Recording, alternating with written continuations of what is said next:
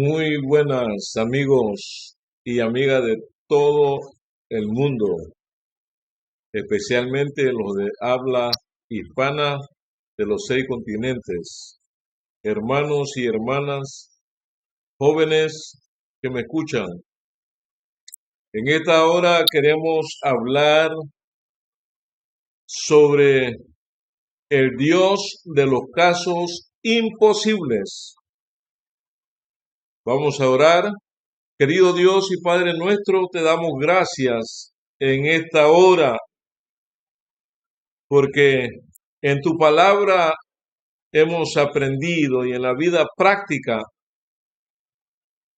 que tú eres el Dios de los casos imposibles. Y es por ello que queremos estudiar tu palabra en esta hora para alimentar y aumentar nuestra fe y nuestra dependencia de ti, porque para ti no hay nada imposible. En el nombre de Cristo Jesús, amén. Vamos a estudiar la experiencia de el patriarca Abraham, Sara, José y María. Abraham nació como Abraham en Ur de ciudad de Caldea. Al parecer vivió entre los años 2000 y 1500 antes de Cristo. Hijo de Taré, descendiente de Sem, se casó con su hermana o prima hermana por parte de padres, Sarai, abandonó Ur con su mujer y se dirigieron a Harán junto a su sobrino Lot. Tras recibir la promesa de que Dios haría de él una nación grande, se trasladó a la región de Canaán, donde vivió como nómada. El hambre le hizo dirigirse a Egipto, aunque expulsado por presentar a Sarai, su mujer, como su hermana. Después de regresar de Canaán, se apartó de Lot a causa de las disputas surgidas entre ellos y sus pastores. Lot permaneció cerca de Sodoma y Abraham continuó como nómada. Posteriormente rescató a Lot, que era cautivo del rey Cordoloamor de Alán, y fue bendecido por el sacerdote Melquisedec, rey de Salem. Dios le prometió un hijo a su esposa Sarai y le reiteró sus primeras promesas, confirmándoselas con una alianza. Al renovar la alianza, cambió su nombre Abraham por Abraham y el de Sarai por Sara, y estableció el rito de la circuncisión acompañado de 2 ángeles. Dios volvió a prometerle que le tendría un hijo varón de su esposa cuando le informó de que iba a destruir la ciudad de Sodoma y de Gomorra por la depravación de sus habitantes. Suplicó que no lo hiciera. Dios prometió que salvaría las ciudades si encontraba a 10 hombres justos, pero al no encontrar ninguno, se cumplió la amenaza. Tuvo a su primer hijo, Ismael, que nació cuando Abraham tenía 86 años, de Agar, una esclava, egipcia. Los musulmanes árabes consideran a este como su progenitor, Isaac, nacido de Sara, cuando Abraham tenía 100 años, fue el primero de sus descendientes legítimos. Dios le exigió que sacrificara a Isaac como prueba de fe, aunque por su obediencia permitió evitar el sacrificio y le recomendó con una renovación de su promesa. La tradición islámica cita a Ismael como a Isaac en el sacrificio. Tras morir Sara, se casó con Ketura, tuvo 6 hijos. Murió, según la Biblia, a los 175 años, siendo enterrado junto a Sara en la gruta de Macpela, en lo que hoy se conoce como Hebrón. Según el libro del Génesis 11, 27, 25, 10, está considerado como el padre de los hebreos. Para los musulmanes, Abraham, a quien llaman Ibrahim, es antepasado de los árabes por ser progenitor de Ismael, del que se consideraban descendientes. Este es un contexto histórico de lo que vamos a estudiar. Vemos ahora a Dios de lo imposible, de casos imposibles. El capítulo 25 y el versículo 7 de Génesis. Y si estos son los días de los años de la vida de Abraham, que él vivió 175 años, y Abraham tenía 100 años, el capítulo 21, versículo 2, 100 años de edad cuando le nació Isaac, su hijo. El problema no era de Abraham, el problema era de Sarai. No sé cuánto se supone que tarde Dios en cumplir su promesa, pero si fue inmediatamente, pues Abraham tenía poco más de 99 años cuando se le prometió, según la Biblia, un hijo.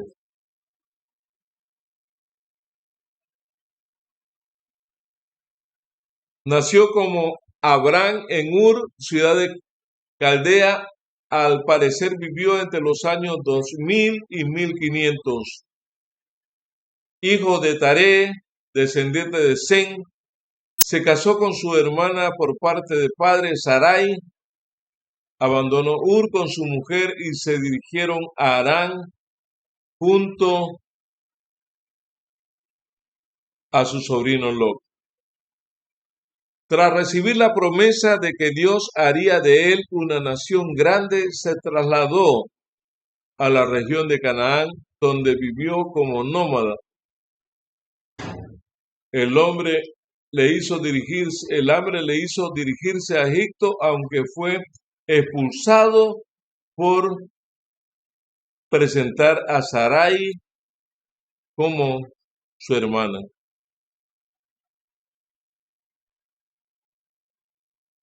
Dios le promete un hijo de su esposa Sara y le reiteró sus primeras promesas, confirmándoselas con una alianza. Al renovar la alianza, cambió totalmente el nombre de Abraham a Abraham y de Sara de Sarai a Sara.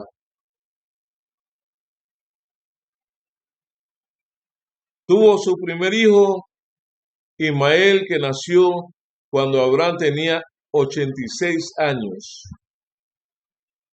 Dios le exigió que lo sacrificara a Isaac como prueba de fe. Tras morir, Sara se casó con Ketura y tuvo 6 hijos. En total tuvo 8 hijos. 6 con Ketura, 1 con Sara y 1 con Agar. Tuvo 6 hijos más. Murió, según la Biblia, a los 175 años, siendo enterrado junto a Sara en la gruta de Macpela, en lo que hoy se conoce como Hebrón, según el libro de Génesis 11:27.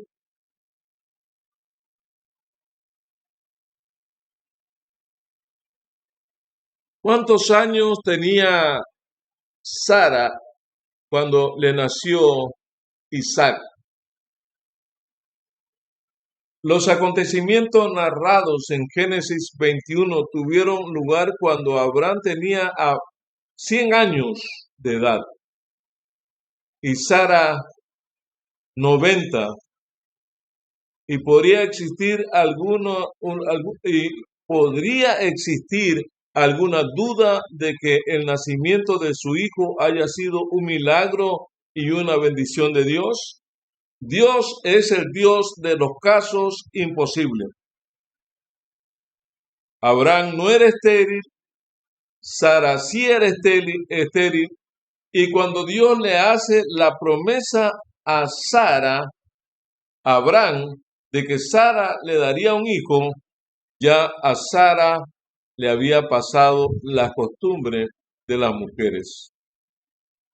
Sara, esposa de Abraham y madre de Isaac, vivió 127 años.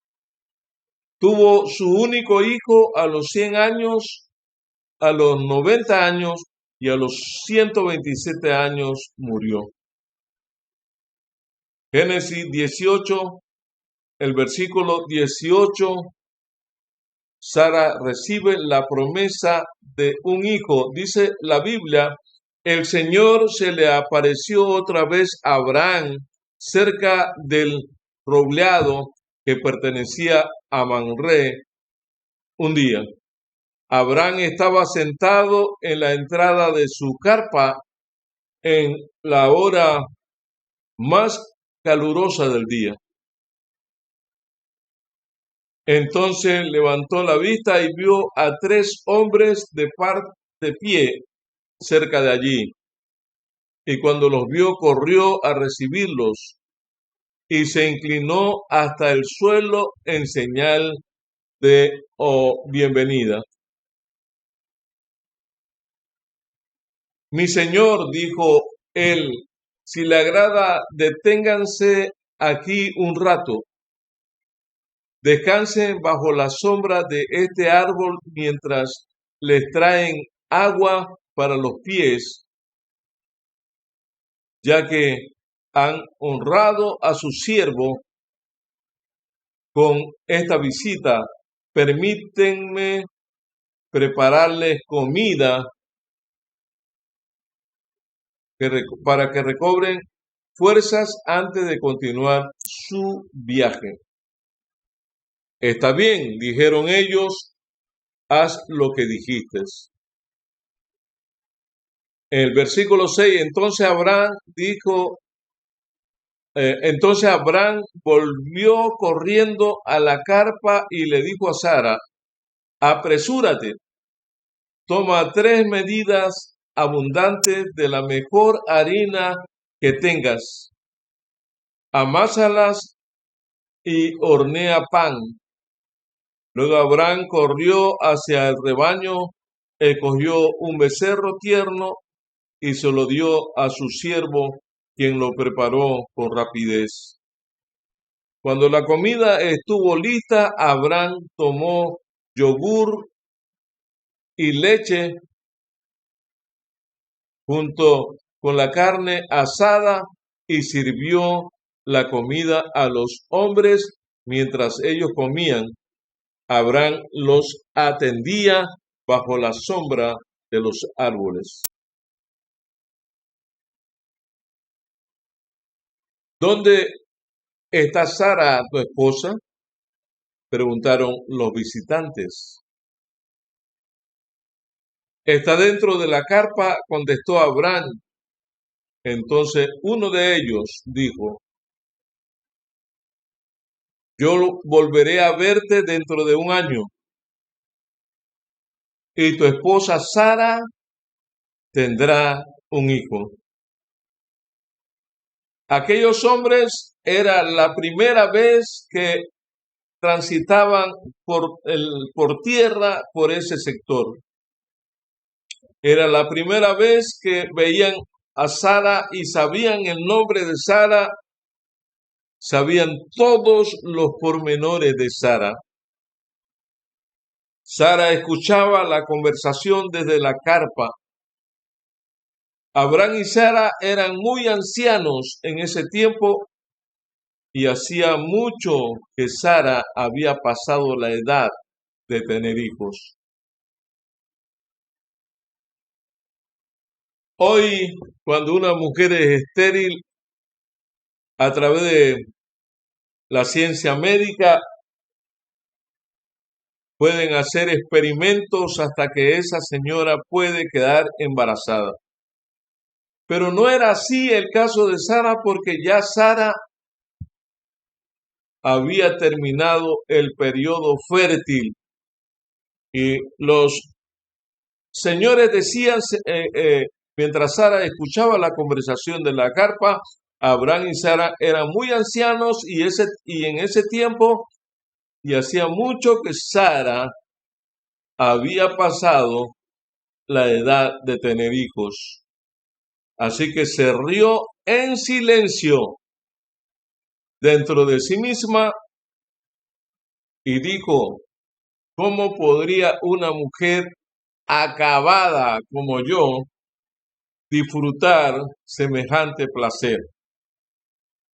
Sobre todo cuando mi señor, mi esposo, también es muy viejo.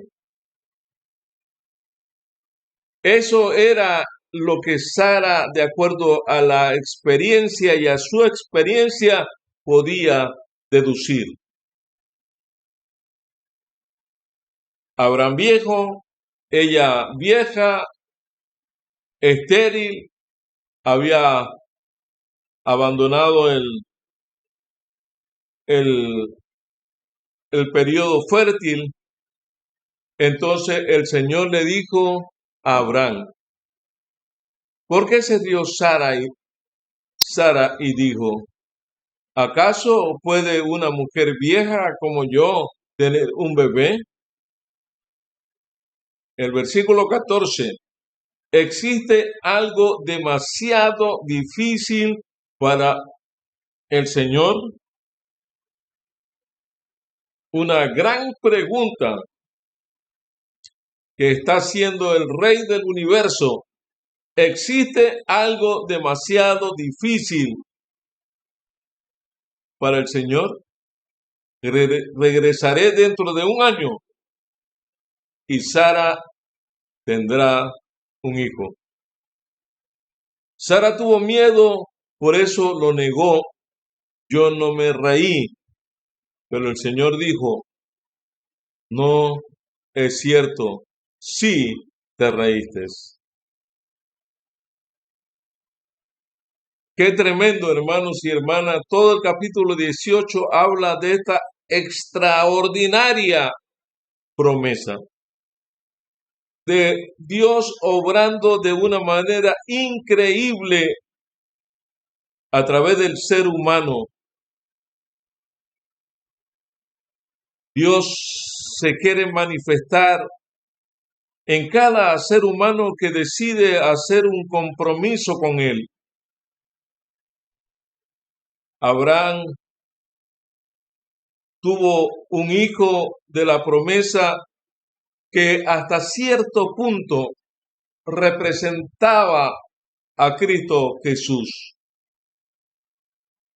Y podríamos decir muchas cosas hermosas del poder, de la majestad, de la gloria y de la honra del Todopoderoso.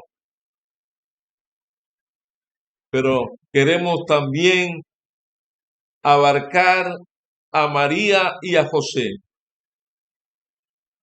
María era una señorita en Israel, descendiente de David, igual que José.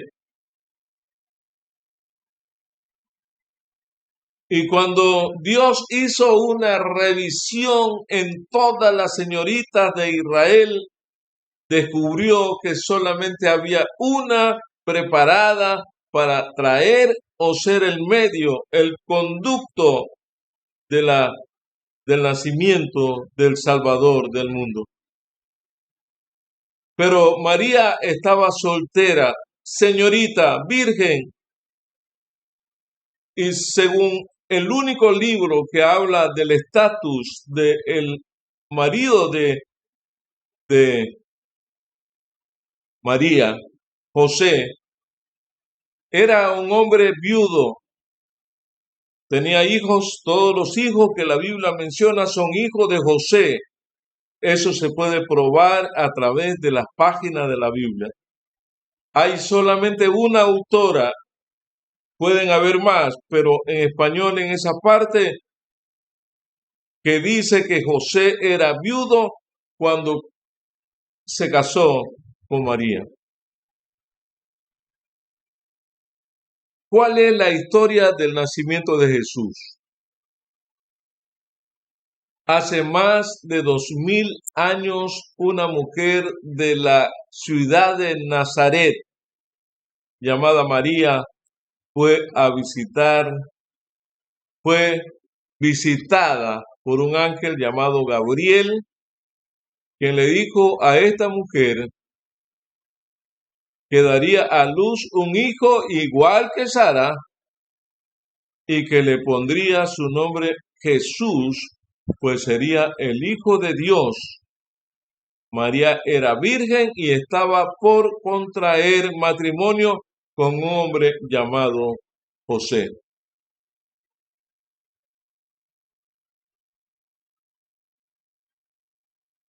Según San Mateo, cuando la Santísima Virgen concibió virginalmente a Jesús, estaba desposada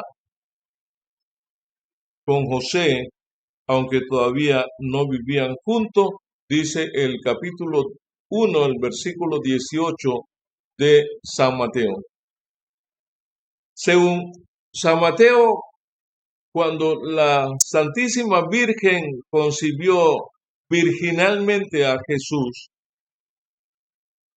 estaba desposada con José, aunque todavía no vivían juntos. Se trataba de la situación previa a los depositarios, que entre los judíos suponía un compromiso tan fuerte y real que los comprometidos podrían ser llamados ya esposos y esposas, y que sólo los podía ser anulado mediante el repudio. Del texto de San Mateo se deduce que tras el anuncio del ángel a José explicándole que María había de concebir por obra del Espíritu Santo, en el versículo 20 del capítulo 1 de Mateo, se casaron y pasaron a vivir juntos. La narración de la huida y vuelta de Egipto y el establecimiento en Nazaret de acuerdo a Mateo 2, 13 al 23, los mismos que el episodio de la presentación del niño en el templo cuando tenía 12 años, acompañado por sus padres, tal como el relato de San Lucas capítulo 2, 41 al 45. Así lo dejaron entender Lucas, además, al narrar la anunciación del ángel a María, la presenta como una virgen desposada con José de la casa de David. Por tanto, según estos evangelios, José estuvo casado con la Virgen María. Este es el dato que pertenece con certeza a la tradición histórica recogida en los evangelios. Lo increíble del caso fue el nacimiento virginal de Cristo Jesús. Cuando Jesús es colocado, es engendrado por el Espíritu Santo, de acuerdo a la Biblia, María era virgen.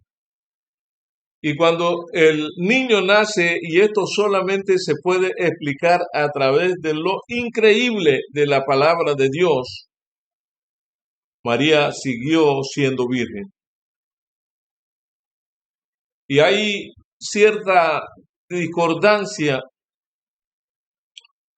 concerniente al verbo en hebreo conocer, que en Mateo 1, creo el 25 dice, y no conoció José a su mujer.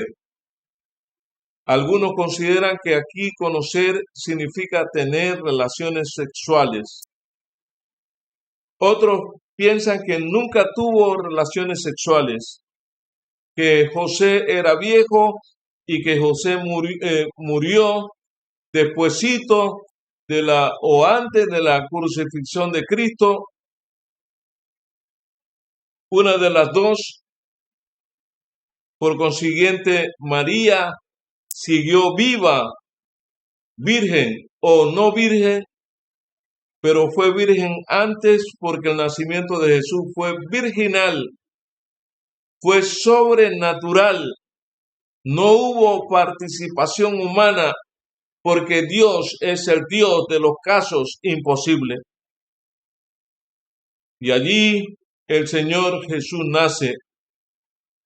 La Biblia enseña en Lucas 18, 27, lo que es imposible para los hombres es posible para Dios, aclaró Jesús.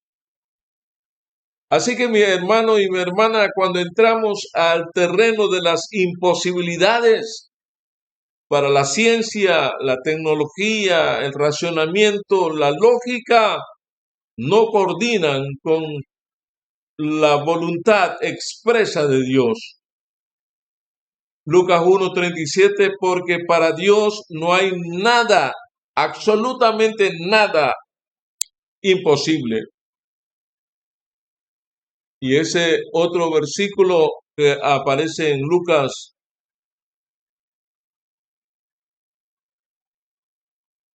dice así en Lucas 18:27, para los hombres es posible, para Dios es posible, para los hombres es posible, para Dios, aclaró Jesús. Lo que es imposible para los hombres es posible para Dios. Para los hombres es imposible, aclaró Jesús mirándolos. fijamente, mas para Dios todo es posible. Mateo 19:27. Yo soy el Señor, Dios de toda la tierra, humanidad. ¿Hay algo imposible para mí? Jeremías capítulo 32 y versículo 27. Para los hombres, con la ayuda de Dios, nada podrá ser imposible si creen en Cristo. Aclarando Jesús, mirándolo fijamente, pero no para Dios. De hecho, para Dios para Dios todo es posible. Para Dios aquello que es inverosímil, para Dios no hay ninguna dificultad. En realidad, sin fe es imposible agradar a Dios, porque cualquiera que se acerca a Dios tiene que creer que existe y que es galardonador de los que le buscan. Jeremías 32:17. Ah, Señor, mi Dios, tú con tu gran fuerza y tu brazo poderoso has hecho los cielos y la tierra. ¿Quién puede hacer un cielo y una tierra? Has hecho los cielos y la tierra. Para ti no hay nada imposible. El Señor Jesús hizo el cielo y la tierra, y el Señor Jesús puede eliminar el cielo y la tierra y puede volverlo a hacer, porque para Él no hay nada imposible. Qué tremendo, mis hermanos y mis hermanas. Cuando nosotros confiamos plenamente en sus promesas, entonces el Señor hará milagros en nuestras vidas. El Dios que adoramos es el Dios de los casos imposibles. Y como, por ejemplo, puedo mencionar a mi persona, todos los galenos, la ciencia médica, la tecnología, todos los eruditos daban un pronóstico de mi persona, pero Dios es el Dios de los casos imposibles. Cuando todos pronosticaban que yo iba a morir, aquí estoy vivo para honra y gloria de su nombre. Cuando todos pronosticaban que ya mi fin había llegado, una persona joven todavía activa, Dios tenía en consideración, porque Dios no es hombre para mentir, ni es hombre para arrepentirse. Dios cumple su promesa. Cuando Dios ordena la unción de un hombre, es para toda la vida. Vengan vientos, ríos y tempestad, pero el ungimiento del Señor permanece firme hasta que Él venga, porque es como que si hubiese sido colocado un sello, y ese sello siempre lo cumple Dios, así como llegó a la casa de Abraham y cumplió lo que había prometido, aún con las cosas inverosímiles, imposibles, y cumplió con la Virgen María. Bendita tú eres entre todas las mujeres, bendito es el fruto de tu vientre, Jesús. Amigo y hermano y hermana, entreguémonos en esta hora en los brazos de Cristo Jesús con la segura confianza de que todo es posible para Él. Solamente tienes que creer. Y algunos no hemos avanzado más porque todavía nos hace falta creer. Y en esta hora le pedimos al Señor, ayúdanos a creer en tu palabra y en tus promesas. Ayúdanos a creer que tú eres el Dios de los casos imposible. Tú eres el Dios que sanó a la mujer encorvada, al paralítico de Betesda, al paralítico del templo La Hermosa, el que resucitó a la hija de Jairo, el que resucitó a la viuda, al hijo de la viuda de Naín, el que resucitó a Tabita y el que sigue resucitando a muertos en delitos y pecados. Danos tu espíritu para que tengamos la suficiente entereza, valentía, valor, atrevimiento y fortaleza, porque ese es el espíritu que caracteriza a los hombres y mujeres de verdad en momentos decisivos. En esta hora, ¿cuántos queremos decirle al Señor: yo soy uno de los que cree en ti, el Dios de los casos imposibles? Si esa es tu fe, esa es tu decisión, te invito a orar.